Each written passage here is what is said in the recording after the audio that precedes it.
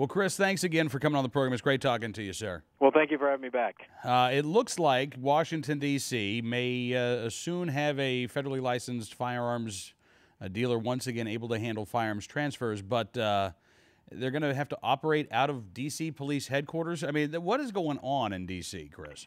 Well, I think what's happened is the absurdity of the rules and regulations that the council put in place in an attempt to dissuade people from being able to purchase guns and sell guns in the district is coming to light. And when you look at the number of regulations and how restrictive they were that they put in place after the Heller decision and forced them to allow people to exercise their constitutional rights, you look at the number of restrictions, and it's almost impossible to purchase a gun in D.C., and as soon as something happened with the one licensed or regulated dealer in town, all the problems came to light, and that is that people can't open this business. It's not available to them for a number of reasons, and one of them being the zoning ordinances prevent them from opening a shop almost anywhere in the city. Yeah, as I understand it, even the mayor was looking for a place where this guy could open up his retail. And it's not even retail. He doesn't sell firearms. He just wants to transfer, but couldn't even find a place to do that.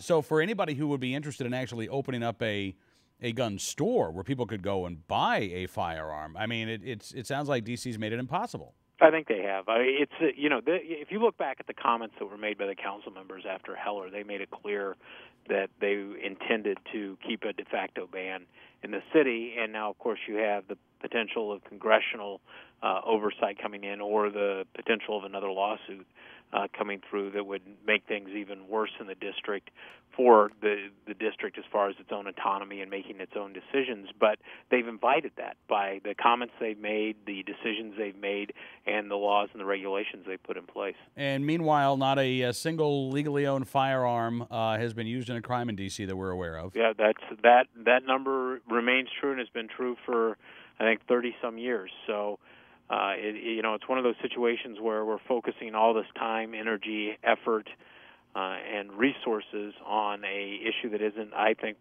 really germane to public safety, but for whatever reasons, because people don't want to accept the Supreme Court's decision or their own personal feelings about the Constitution, they've decided that they're going to fight and cause as many problems as possible for everybody else out there. Yeah. And how is crime in the district right now, Chris? Well, it depends, I think, on where you look. I think Metro, on the actual public transportation system, is reporting crime. Robberies are down.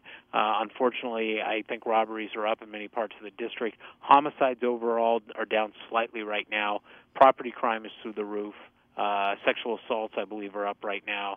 And, it's just tough. On the backdrop of that is, and I think that living in the area, is the residents of the district have become accustomed or used to the crime rates being so high compared to other areas. Mm-hmm. When we talk about them being down slightly or up, it's really not, compared to any sort of normal situation. It's unacceptable how high crime is, and even significant decreases would not get us where we should be or what normal people in other jurisdictions are used to. Yeah, it was interesting. I was talking with a gentleman yesterday, Jimmy LaSalvia with Go Proud, and he was describing, as he lives in Capitol Hill, and he was talking about riding his bike on the way home, I guess it was last Friday, and he was accosted by a group of people. One of them punched him in the chest, knocked him off his bike, just, an assault, shouted an anti-gay slur at him. And Jimmy reached into his backpack for his cell phone so he could call 911. And one of the guys in the group thought, did he have a gun? Does he have a gun? And everybody takes off running. And Jimmy was okay because the people who were attacking him thought that he had a firearm for self-defense when he was just looking for his phone. But, there are so many people in D.C. right now, Chris, as you say, who are living in an environment that frankly shouldn't be acceptable to anybody. No, and it should not be the price of living in a city and being close to all the different things and all the good things that go along with the District of Columbia. The price should not be that you have to accept high levels of crime. That just should not happen. And it's true for folks living downtown in some of the more vibrant areas. And it's also true as you move out where I used to work in Anacostia in the 7th Police District, one of the most historically violent areas in the country. And, the good people of the world live over there, and they deserve better. They deserve better police protection from us. They deserve better resources from our city government, and we're not getting it. And people are frustrated across the city, and they should be. Yeah. All right. Now I got to ask you something, and I apologize. I'm throwing it out here. Did you hear what the police chief in Chicago said a few weeks ago? No. Okay. he was speaking at St. Sabina's Church, which is run by a guy who's been fighting against guns for a couple of decades in Chicago. And he said that the federal gun laws that we have are racist because, disproportionately speaking, young black males are victims of violent crime. Chris, how can we have a real conversation about making these communities safer and making these communities better when you have statements like that being thrown out? Well, I think one of the things that's important to look at in this discussion, you and I have had this discussion before, that the FOP in D.C. and myself is almost agnostic about the issue of people having guns. We don't think legal gun owners have caused problems. The numbers back us up there. The bigger problem, we think, is the fact that you have 13, 14-year-olds that are willing to kill other people and to take lives.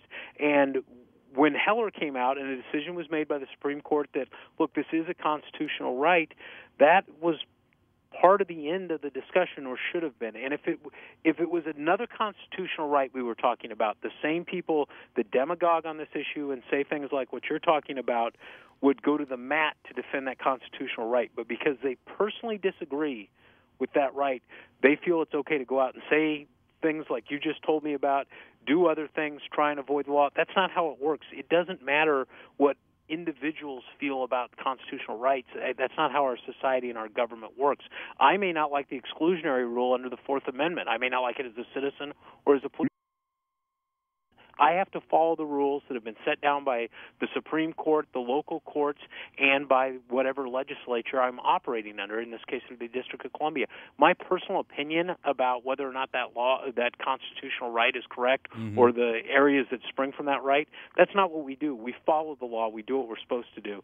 And I think you're right. And if people are willing to just simply disregard the Constitution and throw rhetoric out there rather than realize what's the decision that's been made and where we are in this country, then we're not going to get anywhere. And it's just going to make it that much worse. And the longer we fight about this, the longer it's going to be before we dig down to the problem of homicidal youths in this country and how do we fix that. Chris, I love talking to you, sir. Glad you could join us this afternoon. Hope we can do it again very soon. Anytime. Thanks for having me on. Christopher Bauman with the Metropolitan Police Department Fraternal Order of Police joining us here on Cam and Company.